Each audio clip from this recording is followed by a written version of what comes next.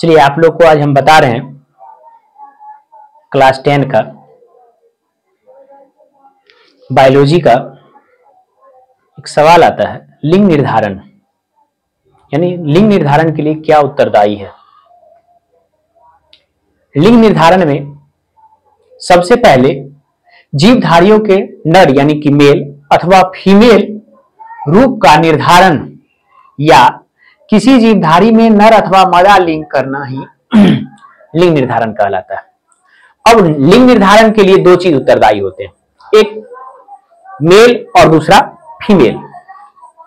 Mail कहा जाए तो हम लोग बात करेंगे नर और दूसरा होता है मादा, यानी कि नर और मादा,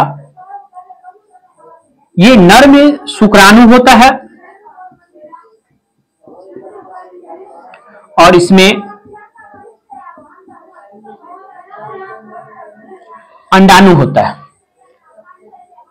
नर में शुक्राणु होता है और मादा में अंडाणु होता है। अर्थात अगर हम कहें तो इसमें दो जोड़ा होता है, यानी कि एक्स वाई और मादा में एक्स एक्स गुणसूत्र पाए जाते हैं।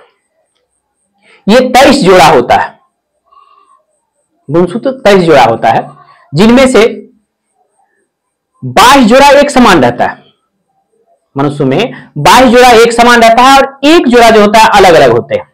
यानी कि अगर नर और मादा के क्रोमोसोम की बात करें, यानी गुणसूत्र की बात करें, तो नर में जो है सिर्फ 22 जो होते हैं वो एक समान होता है और एक जो होता है वो अलग होता है। अर्थात ये दो क्रोमोसोम बनाता है, एक बनाता है एक्स और दूसरा इसका रहता है वाई। अब मादा में जो होता है वो रहता है एक्स और वाई, यानी कि इसमें सिर्फ और सिर्फ एक्स एक्स रहता है और इसमें एक्स और वाई रहता है। एक्स एक्स और एक्स वाई जो है ये फर्टिलाइज होता है। कहा जाता है कोई कि जो है आज के दौर में जो है बहुत सारे जो है जो पढ़ते लिखते नहीं है या अनपढ़ होंगे, उन महिलाओं के साथ क्या दिक्कत होती है, उनके घर में जो है केवल और केवल जो है लड़कियां ही उत्पन्न होती है। तो इसके लिए महिला जिम्मेदार नहीं होता है, इसके लिए जिम्मेदार होता है पुरुष, यानी कि मादा जो है वो जिम्मेदार होता है।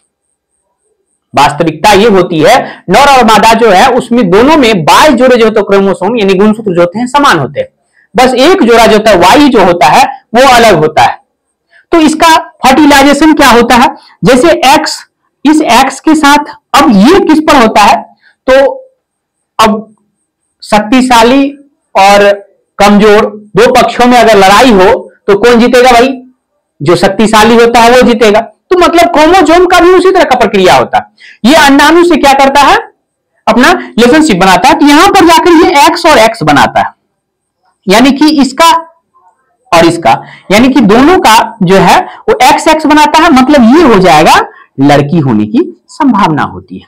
अगर वही इसका क्रोमोसोम वाई इस एक्स के साथ अगर मिले तो ये हो जाता है एक्स वाई, मतलब लड़का होने की संभावना होती है। यानी कि यहां पर हम लोग लिख देते हैं लड़का। अगर वही कंडीशन ये आ गया कि चाहे इसके साथ फर्टिलाइज करे या इसके साथ अगर फर्टिलाइजेशन इसके साथ हुआ तो क्या होगा, तो यहां पर एक्स और एक्स यानी कि मादा ही होने होगा, यानी कि लड़की ही हो गई। और अगर ये वाई और इस एक्स के साथ अगर फर्टिलाइजेट करता है तो एक्स वाई यानी कि होने की संभावना क्या हो जाएगा, यहां पर लड़का होने की संभावना हो जाता है। तो यहां पर एक कंडीशन बनता है, दोनों यानी कि लड़की या लड़का होने का एक ही शर्त है, इसके लिए 50-50% यानी कि 50% और 50% की संभावना होती है। यानी कि 100% में अगर है तो 50% हो सकता है लड़का हो और 50% हो सकता है लड़की। यह संयोग की बात होती है, जिस कंडीशन में होती है यह संयोग की बात होती है। अगर क्रोमोसोम निषेचन के समय वह पूर्णतः अवसर बोल लो या निर्धारण करना जो है वो किस पर निर्भर करता है, गुणसूत्र यानी क्रोमोसोम का है तो सिर्फ और सिर्फ एक्स के बारे में बात कर लेगा, एक्स के बारे में बात करेगा। मतलब कहने का है कि अगर एक्स के बारे में बात करता है तो एक्स और वाई या एक्स में यानी कि शुक्राणु आ जाएगा, शुक्राणु में जो है एक्स और वाई उपस्थित होता है, यानी कि और अंडाणु में एक्स और एक्स उपस्थित होता है। जिसके उपरांत क्या होता है, दोनों के उपरांत अगर निषेचन की प्रक्रिया प्राप्त होती है तो उसमें उत्तरदायी होते हैं सिर्फ और सिर्फ नर। नर पर ही डिपेंड करता है कि वो लड़का होगा या लड़की होगा। तो ये था लिंग निर्धारण। अगर आप लोग को ये वीडियो अच्छा लगा हुआ तो ज्यादा से ज्यादा लाइक और शेयर कीजिएगा और साथ साथ ही कमेंट भी कीजिएगा कि यह वीडियो कैसा लगा। अब इसमें एक रोचक तत्व है। रोचक तत्व क्या है, तो ये लिंग निर्धारण जो था वो मानव में था, यानी मनुष्य में लिंग निर्धारण था। किसमें था, मनुष्य में लिंग निर्धारण था। और भी जीव जंतु हैं।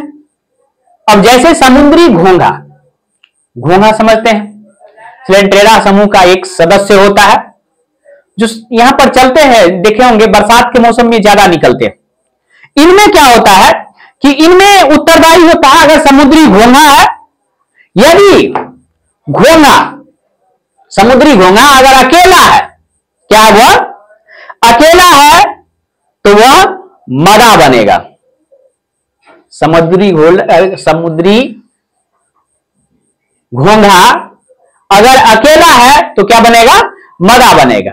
लेकिन उसमें अगर झुंड में है, यानी झुंड में है, तो वो नर बनने की संभावना होती है। ये जो होता है सिर्फ और सिर्फ समुद्री घोंघा में इस तरह का होता है। यानी कि आपका कहने का मेरा मतलब यह है कि अगर वो अकेला है तो क्या बनेगा, मादा बनेगा। लेकिन अगर वो झुंड में है, झुंड मतलब बहुत सारे घोंघा का समूह, अगर उस समूह में है तो क्या बनाएगा, फिर वो बनाएगा, नर बनाएगा। चलिए आप लोग को इससे भी एक और तथ्य की बात बता रहे हैं। यह है लिंग निर्धारण का ही है शीर्षक में। आगे हम लोग चलते हैं छिपकलियां और मगरमच्छ के बारे में। अगर छिपकली या मगरमच्छ के बारे में बात करते हैं तो उसमें दो कंडीशन होती है। छिपकली में या मगरमच्छ में नर और मादा होने की संभावना कैसे होता है, इस पर हम लोग बात करेंगे। दोनों का दो कंडीशन होता है। पहला कंडीशन यह होता है कि अगर इसके लिए सबसे ज्यादा उत्तरदायी क्या होता है, तापमान होता है। क्या चीज उत्तरदायी होता है, तापमान उत्तरदायी होता है। तापमान उत्तरदायी होता है मतलब क्या, तापमान मतलब क्या, गर्मी पर निर्भर करता है। अगर मगरमच्छ या छिपकली की बात करें तो गर्मी पर निर्भर करता है। अगर कम तापमान पर तो उसमें क्या हो जाएगा, मादा होगा। अगर वही ज्यादा तापमान पर अगर जनन की क्रिया हुआ तो क्या हो जाएगा, नर हो जाएगा। ये बहुत ही रोचक बात है। छिपकलियां और मगरमच्छ में ये बहुत ही इंपॉर्टेंट है। क्या कहता है, अगर कम तापमान पर उसका निषेचन हुआ तो क्या हो जाएगा, मादा, और अगर अधिक तापमान पर निषेचन हुआ तो क्या हो जाएगा, नर हो जाएगा। बहुत ही आसान है।